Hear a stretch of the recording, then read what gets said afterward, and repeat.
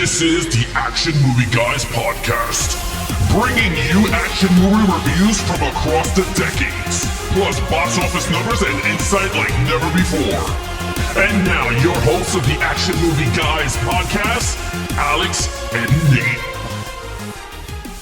What's up, everyone? Welcome to episode number 92 of the Action Movie Guys podcast. I'm your host, Nate. This is my co-host, Alex Figueroa. And we are moving on in our disaster month. We'll call it the disaster month because this month, September, we are reviewing 4 disaster films as part of our action. You know, we want to mix it up. We've done some Westerns. We've done some spy movies, right? We've done some martial arts movies. Female-led. Female-led. You know, we're like, hey, what else can we do? Disaster. So this week, as voted on by one of our patrons, shout out to Jay. He selected, being from the Midwest, he selected a very Midwest movie, and that is 1997, right? 96. 1996's Twister. So Alex, don't ask me how long. I've seen this movie a million times. When's the last time you watched this? How many times have you seen it? Oh, we always watch this movie. I mean, Every year. Yeah, every year, pretty much. It's one of those movies like, let's just throw on some Twister on Netflix or Hulu. I call this movie a mashed potato movie. Yeah. Because it's like mashed potato, right? That's like comfort food. Like, what do I want? I'm just going to put on Twister. If it's on TV, you don't change it. You want to hear something funny? I want to, quick story, we get into it. Me and my mother-in-law, rest in peace, we had tacos before they had that chalupa. I guess that's when it first came out, the chalupa crap, whatever it is. And we brought it, and we're like, man, this is good. So we drove back to Taco Bell. I brought another one. When we came back, we tore it up, drank the Mountain Dew. We're like, wow. 5 minutes later, me and her caught salmonella poisoning. Nope. Right? And we're vomiting everywhere, and I'm like sweating, and she's sweating, and I'm like, I'm not feeling good. So we lay in bed, right? And my wife comes in, and she's taking care of us, right? She goes, what do you want to watch on TV? Mirror with Twister. At the same time, we put on Twister. Yeah, we were, when I tell you, we were like green, and we both was like, Twister. And I'm like, throwing up Gatorade all over the place. But it was funny. I always thought of that because there's this Twister. Even when you're sick, you got to watch Twister. This is a staple for a lot of people. Yeah. But before we get into the our review of it, okay, but let's go ahead and give them the box office numbers as well as some Rotten Tomatoes critic scores and audience scores. Alex, how well did this do back in 96? This movie should have got a sequel. Well, with that said, Twister 1996 domestic $241 million. International $252 million for a worldwide total of $494 million on a budget of $92 million. And keep in mind, this is 1996 money. Yes. So now we're looking at cool 700 million at least. This was a monster. This was over 300 if it comes out now. You know what? I can't say I'm surprised because this is Jan de Bont. After Speed, he made Twister, and nothing you just said surprises me. Now, here's what does surprise me is these Rotten Tomato scores. So, oh boy, critic score just barely fresh at 61%. I could see that. Okay, I could see it. It's a disaster film, whatever, right? You know, you got to keep in mind, critics are very highbrow. They're looking for certain stuff, whatever. Here's what I don't understand. This has an audience score of 58%. I don't know any people in my life that do not like Twister. So I don't know who these 50 or 42 people or 42% of people are that don't like it. I've never met them. Have you? I don't know anyone who's like, Twister. Not that good.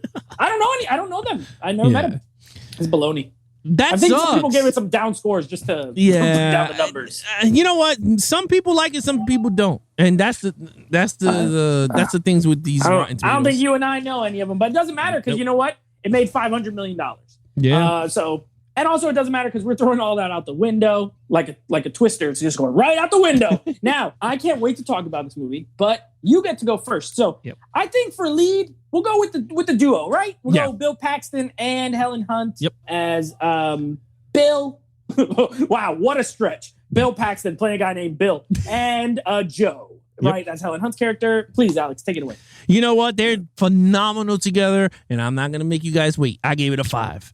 They were good together. I loved the dynamics between the two, especially when he comes to the scene, right? He's with his wife, his fiance, comes to get his divorce papers, and she still loves him because she didn't sign it, and she's excited to show him Dorothy, and it's pretty cool. It's like two scientists that, you know what they remind me of what the hell, Mr. Fantastic and the Invisible Woman. You know how like they have like that relationship, like they love each other but love and hate because of that whole science stuff. That's what I feel like with them two. And they were so good with each other, especially like he's like torn between the two women because you start to see that throughout the movie, right? In the beginning, he's in love with what's his name, Melissa, and then all of a sudden, going towards the ending of the movie, he starts to fall for Joe again. And I thought it was brilliant to cast these two, Helen Hunt and Bill Paxton. Bill Paxton, as an actor, to me, always gravitated and everyone loved him, right? It was sad that we lost him at a young age, but he's any role he does, from Aliens to Terminator to Predator 2 to Chet in Weird Science. Yeah, and then you got Training Day, the TV show, which was like kind of his last role, which he was pretty good in that too. I'm not even gonna lie, that was a pretty good show with him in it. And then you got Helen Hunt, which this is the damn only movie that I know her from. Actually, no, What a Woman Wants with Mel Gibson. I didn't see that one, but I saw the What a Woman Wants, and I think she's in that with Mel Gibson, my boy Mel. But, she's the main. So those are the only two movies I think I've seen with her in it. Other than that, I have not seen her in anything new besides this. But other than that, a 5 across the board. Helen Hunt was in that show with Paul Reiser back in the 90s. That's what she was like. She was like on TV more than in she was a TV star. What was it? Mad About You. I think it was called Mad About You. All right, listen. You will not. What you won't do is get an argument from me right now, because I also gave them a 5. Look, Bill Paxton is an actor of a certain skill. I don't think he's a great actor personally, but I love him. You know how there's those actors like, okay, yeah, he's not like an Oscar caliber dramatic actor, but I just like watching. Like, I want to be friends with Bill Paxton in every movie he's in, even when he's kind of a douche. Like, but he's kind of funny. I probably like hanging out with him. And this movie's no different. I don't know where they're born, but I know this is set in the Midwest, like Oklahoma and Kansas type area. Mm-hmm. And do they not just seem like they just were plucked out of the fields of like Kansas? They fit the roles. They were very well cast. They have great chemistry. Not good chemistry. Great chemistry. Sure. I've seen better characters. Like, they're not super developed. But Bill Paxton, Fort Worth, Texas. Okay, that's right below Oklahoma. So you're in the line there. So look, they're not super developed characters, but they give them enough backstory, right? Like, they used to be married, and you get a lot of their dynamic, especially when they go visit her aunt. You know what I mean? And she's like, "Oh, I'm so happy you're back, Bill. I'm glad to see you." And you kind of, so there is like, this is a weird disaster film because there's actually a lot of like kind of like character stuff. I wouldn't say storyline, but good character kind of interactions and stuff like that. I love them. 5 out of 5. And the funny thing is, for as great of chemistry as they had, they absolutely hated each other. This is a fun fact. They did not get along, Helen Hunt and Bill Paxton. So it just shows how professional they were. I remember we used to have the ride here at Universal Studios, and they're both in the pre-show, and they had to film all their stuff separate because they refused to film together again. Wow. So in the pre-show, you'd have Bill Paxton on one screen and the Helen Hunt, and they would like throw to each other like, "All right, what about you, Helen?" And he'd look over, but they were not near each other when they filmed because they hated each other's guts. So good acting, actually, then, in that case, because I couldn't tell. All right, villain, of course. Mother Nature delivering some tornadoes. So what do you got? All right, look, Mother Nature in this one, and I'm going to use the same line. It's going to be a famous line throughout this disaster show. She was a bitch in this one. Mother Nature was a bitch, okay? She was very ruthless, and she started off with a F5, okay, in the beginning. And then she destroyed Joel's life. She killed the papa. Which, you know what's funny? I'm not going to body shame nobody, but why did the mom didn't hold the door? I'm just saying. I don't want to be the bad guy here. You were thinking it when you were watching it. All the patriots right now are laughing because they're thinking the same thing. Why did the damn mom did not hold the door than the skinny dad did? Or hold his legs or something. Hold his leg. She just stood in the back. Like, I was like, what the hell?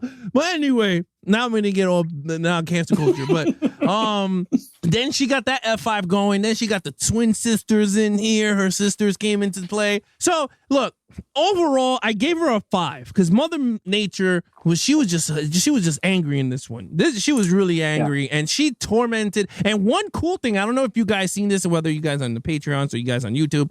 At the end of the movie, when the movie starts to go into the credits, you get to see the destruction of the F5 path. I don't know if you guys seen that with the aerial view, like the cameras are pulling back. You get to see the destruction of how wide it was and all the. I thought that was brilliant. I never seen that until my wife pointed it out. I was like, oh, I never seen that. I was like, that is pretty badass. So with that said, knowing that, she was an angry lady. So with that, I gave her a 5. You know, I'm glad you brought up the opening scene because I never thought that. What I did think was, why is the dad even trying to hold the door? Because when it gets sucked out, the wife and daughter are safe. All he had to do was go sit back there where they were. Yeah. Because clearly he would not have been sucked out. If he just sat where they were, they all would have lived. But this man wants to hold on to the door and get just sucked out of there. You know, you're not supposed to laugh. It was funny, though. Now, having seen it 50 times, I laugh every time. This idiot. What? Here's the part where this guy's an idiot and he gets flung out of into the tornado. Anyway, that opening scene is terrifying. It's like, like when they're in the house and the like the news is on. Like, it's super well done. It's almost like a horror movie where the monster is a tornado. And, you know, I live in Florida. I don't know. I'm going to guess where you are, there's not a lot of tornadoes. Well, right? No. Now, ever since the global warming, tornadoes been dropping in Jersey like nothing. Okay, so we are familiar with tornadoes, especially because we get a lot of hurricanes. So it's scary when the sky is dark like that. That wind is loud, you know. So it's a really like scary scene. The rest of them are more action style, right? My point is, Mother Nature is not here to play any games. You get 2 F5s in this movie. You get the twin tornadoes. You get the Sidewinder, the one with the best name, the Sidewinder. Mm-hmm. You get an F4 at the movie theater scene. Like, she throw in every kind of tornado she got. Big, small, on water, on land. There's fireballs, cars exploding, lightning, everything. It does everything. I also gave it a 5.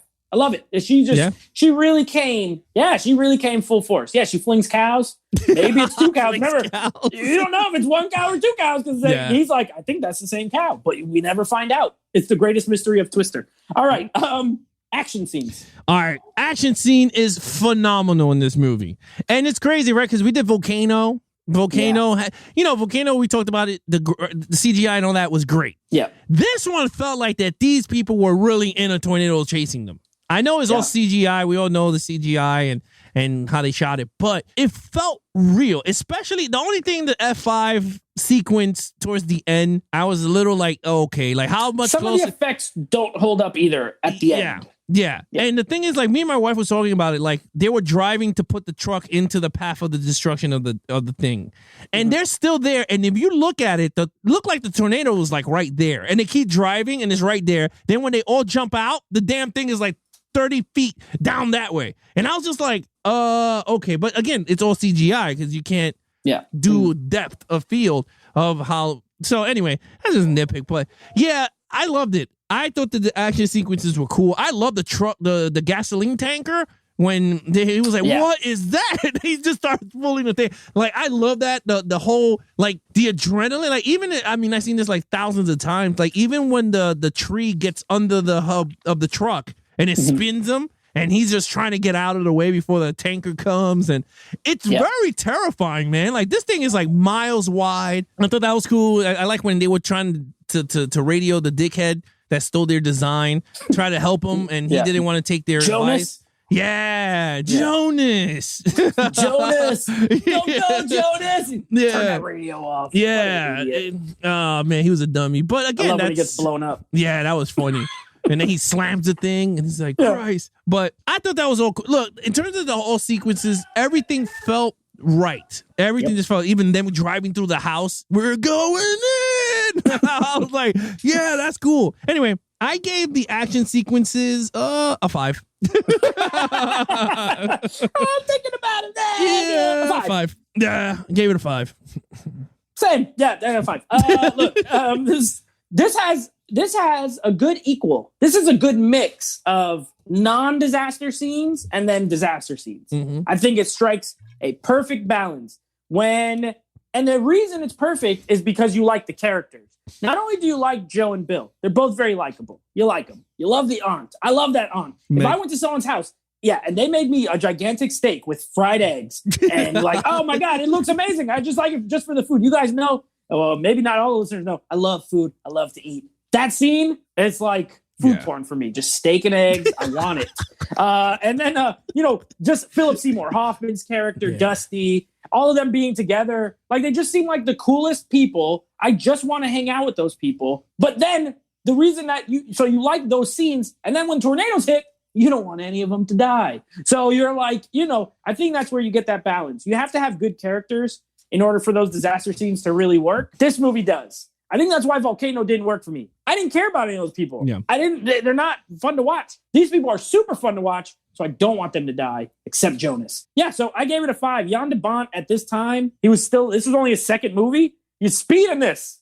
2 of the best action movies of the 90s. I know this is a disaster film. It's an action. The way he films everything, it's an action movie. 5 out of 5. Okay, storyline. All right, storyline. All right, now it's time to dip it back down to reality. Dial it back a little bit. Yeah. Now, in terms of action, storyline. The storyline is okay. It's not that great. And again, you're not watching disaster movies with storyline, but what he does good in this movie, regardless of how crappy and corny the storyline is, because it's all about putting Dorothy into the tornado. That's pretty much the whole thing. And them, are they going to get back together after the divorce? Like, they have certain subplots here and there. Who cares, right? Mm-hmm. But this is what I was holding for. This was a family-friendly movie. And this is why I say it. Yes, it is a disaster movie. You do fall in love with Joe and Bill, but you're right. It's the team camaraderie. I hope I said the right camaraderie. word. Yeah. Like, it's a team effort. And I think you fall in love with all of them. The suck zone, and then that whole table scene for me is like a family friendly movie there. Cause you're like, wow, you feeling bad. They're telling stories about, Crazy Bill when he was naked and chucked the Jack Daniels into the tornado. They're telling stories. And then you see Meg going up to talk to Joel and saying that, he didn't leave you. He's downstairs and all that stuff. And And then you got that heartfelt scene, right? When they're about to go into that tornado and they're in the middle of the street. And he goes, I'm right here in front of you. She heard him through the radio. Yeah, it's me. Come on, Joe. Right? And it's funny, but it's like a love story, family-friendly movie. A comedy, because there's some funny parts in the movie between them two, especially Dusty. Yeah, she goes, how did you meet her? And he goes, don't start. I don't want to fight. He goes, but I just want to start a conversation. She goes, oh, she's a therapist. Oh, you're a therapist? Yeah. Oh, you went there. You went there. I thought that was like all fun. Then this is where the movie gets even better. When they all have their own personality. And I like the way Jean de Blanc did. Jean de Blanc, right? The way he did it was, you see each car was playing different music. So you got to see each personality of each character. You got the guy with the gray hair and the glasses, and he's listening to classical music that's like mad fast. Then you got Dusty listening to Eric Clapton.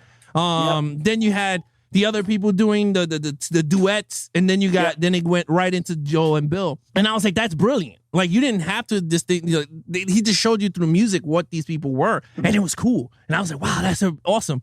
But then the icing of the cake is when they went straight Van Halen on your ass, playing the music, bro. When the music kicked in and Van Halen kicked in, I was like, this is it. You got I was like, this is it. Like, and they did it a lot of times. You heard Van Halen. It went from the actual score into the rock music. And I was like, this is brilliant. I went, mwah. But it's not a great story, but I gave it a 4.5 because I was like, it's not perfect, but it's a 4.5 in my book. All right. You were slightly more generous than me. And by slightly, I mean by 0.5. I gave it a 4. Mm-hmm. I think it's the only thing I can't give. I can't sit here and give it a 5 because this is not. No, it's not a 5. You're right. It's a very simple story. Storm chasers, right? Storm chasers who are trying to get these little satellites into a tornado so they can learn how to track them better. And mixed in, there's this love story, or almost like a former love story and a rekindling. And then you just get a bunch of characters doing stuff. Now, I will say this, as far as the script goes, I quote this movie. I don't know all the time. Now, I like to use it in very specific scenarios. And there are a lot of lines I think are really funny. One of my favorite lines, now this is a throwaway. You might not even heard this line, okay? But there's a scene when they're outside the restaurant. Remember their scene where Jonas's group and their group are all at this like little diner on the side of the road. Yeah. And she goes in to get lemonade. Well, when they're outside, they get in like a little scuffle. Mm-hmm. And Jonas yells at them. He's like, your days of sniffing dirt are over. And they don't even show who says it. But in the background, someone says, it's better than what you sniff. And it makes me laugh every single time.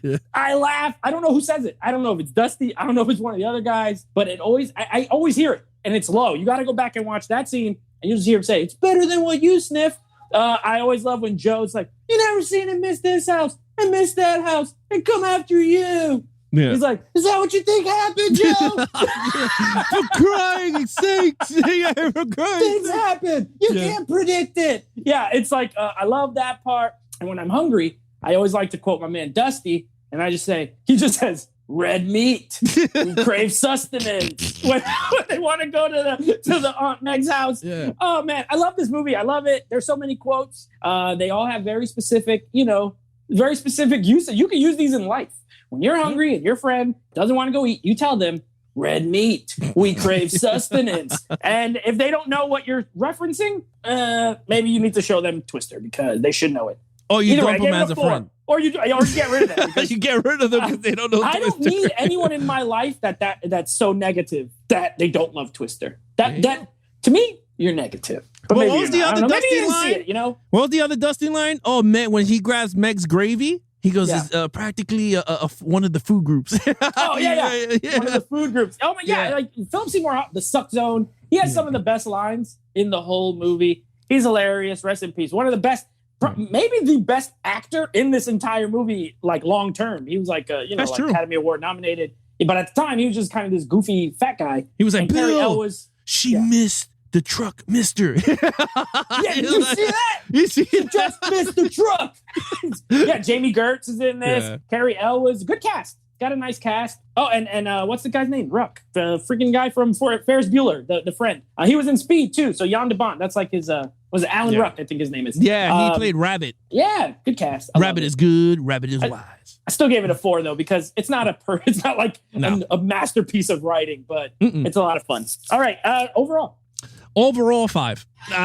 Look, it's not just because I didn't give it a perfect score. I could have gave it a perfect 20. I could have gave it a 25, but I can't. You got to be honest with it. But overall, you got a great cast, you got a great script, you got a great special effects, great everything. It's a memorable movie. You could quote it. I'm even going to throw it in our songboard once we go live. So it's just a great overall package, and I can't wait for the damn thing to come out in 4K. I'm talking to you, Warner Brothers. Release it. But with that said, I gave it a 5. Yeah, you know what? One thing that I totally agree with you with is a movie does not have to be perfect on every single front to be a 10 out of 10 movie for me. Yeah. This is a 10 out of 10 movie for me. I can watch it a million times, and I'll never get sick of it. I grew up watching it. I'm glad also that you mentioned like family, this is a family friend. I saw this when I was 9 years old and I was a kid. There's nothing so horrible. It's a little scary if you're younger, like tornadoes and stuff like that, but it's not too vulgar or anything like that. There's a few jokes here and there, but 90s kids now are a little different, but 90s kids, this is no big deal. This is a piece of cake. Yeah. 80s kids too, they grew up all the movies, they curse like crazy. So nothing too vulgar, but it does not have to have a perfect plot to be a 10 out of 10. So I also gave it a 5. This is one of my top, I don't know if you don't follow me on Instagram, I did my top 25 movies. This was in my top 25 movies of all time. I absolutely love it. Pretty much everything in my top 25, I would probably say is a 10 out of 10 for me. So this goes right up in there. 10 out of 10. I loved it. 5. So what is your total? I think I already know it just off the top of my head, but you go ahead and let everybody know. It's a 24.5. Yeah, I'm at 24. So it's like nearly a 25 out of 25. Yes, it's a 90s classic. A 90s classic. So if you haven't seen Twister, which I don't know anyone who hasn't seen it, but if you don't like it, if you're one of those people, I don't know you're watching it wrong. I don't know what's going on. You're watching it wrong. Yeah. So that's Twister. Now, here's what we got coming up. You're going to hear our takes on Skyfall, and we will be wrapping up Disaster Month with the mother of all disasters, Geostorm, where the entire Earth is under a storm. So we'll see how that goes. I haven't seen it since the theater, so we'll see. But I have reviewed this movie before. I'm looking forward to rewatching it. So that's what we got coming up. I watched this a lot. We got drunk Gerard Butler. Love it. And we got scenes that are filmed in Florida that is definitely ain't Florida. I can't wait to talk about it. I'm very excited. Anyway, with that said, if you want to follow us on our social media accounts, please follow Nate over on Instagram at NateFlix Reviews. Check out the podcast with him and his friends called NateFlix Movie Reviews. Anything Action Movie Guys Podcast, please follow us on Instagram at Action Movie Guys Podcast or Levels of Geeks on Instagram. If you guys are watching us on YouTube, please hit that subscribe button if you guys want to support the channel. Hit the like button if you enjoy the videos. Hit the notification bell so every time reviews drop, you guys will be notified. And when we go live, November 1st at 9 p.m. Eastern, of course, you guys will get that notification bell. Other than that, that is your host, Nate from NateFlix Reviews. I'm his co-host, Alex Figueroa. Be awesome to each other and geek out.